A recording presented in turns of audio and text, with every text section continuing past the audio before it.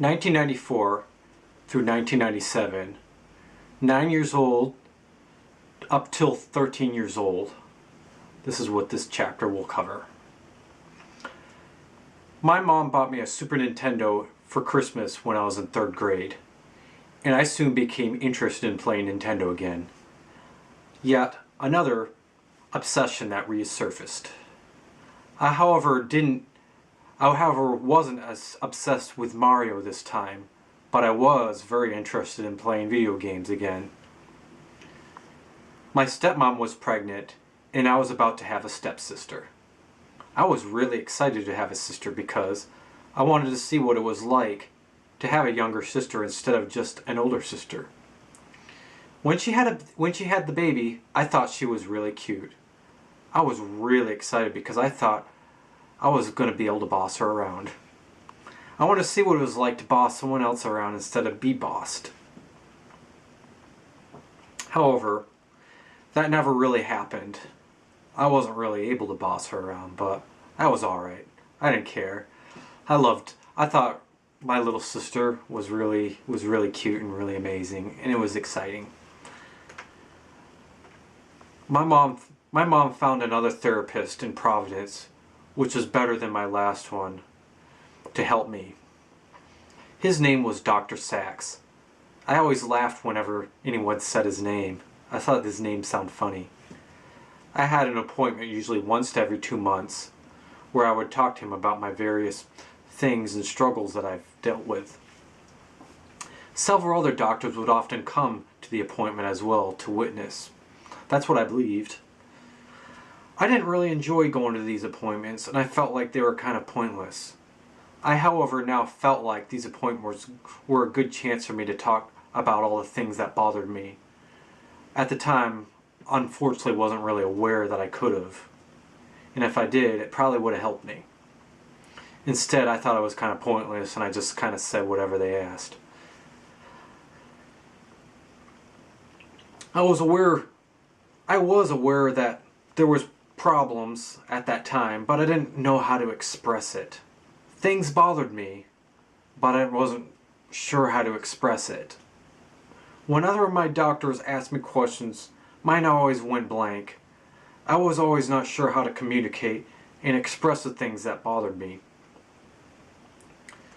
My doctors tried to diagnose my disability, but they weren't really able to figure out what I had.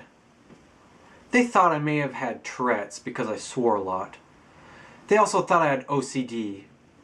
I definitely did have OCD traits, because I did line things up in my room.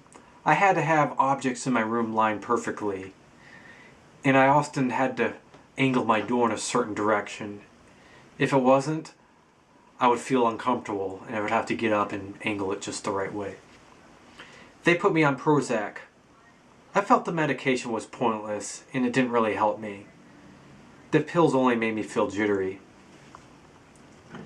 My mom helped me deal with the boring winters by renting a lot of movies for me.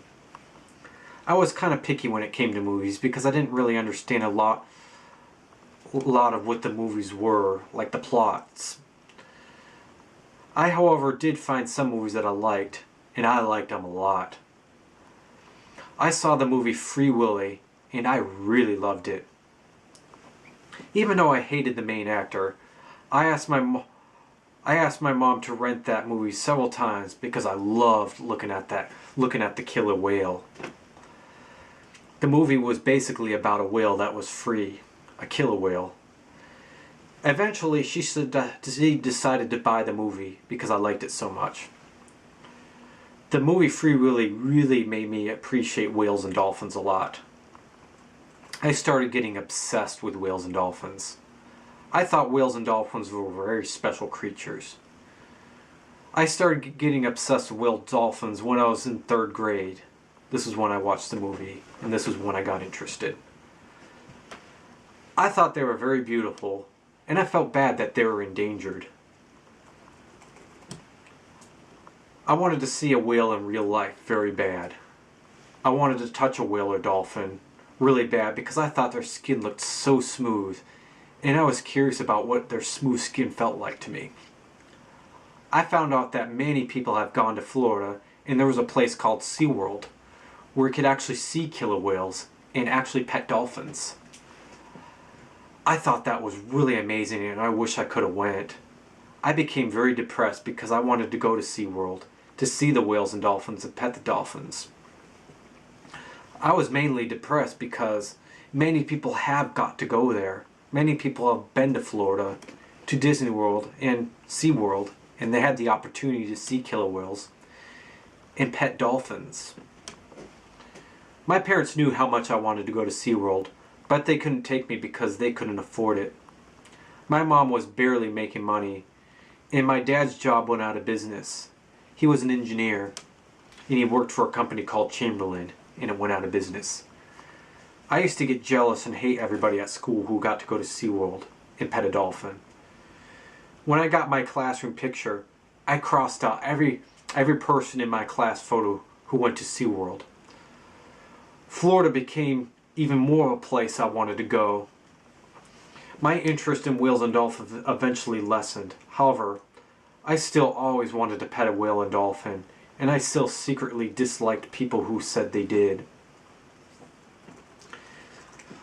Later on in 3rd grade, before I turned 10, my mom had another nervous breakdown. This time, it was more severe. She had to go to the hospital for a week. The thought of anything bad happened to my mom, or having to leave her, was one of my biggest fears. My dad and my stepmom got mad at me one time and told me I was contributing to her nervous breakdowns because I misbehave a lot. I felt like a terrible person for believing I was contributing to her bipolar illness and nervous breakdowns. My older sister got depressed because of my mom's illness. I wasn't exactly aware of it at the time, but she was.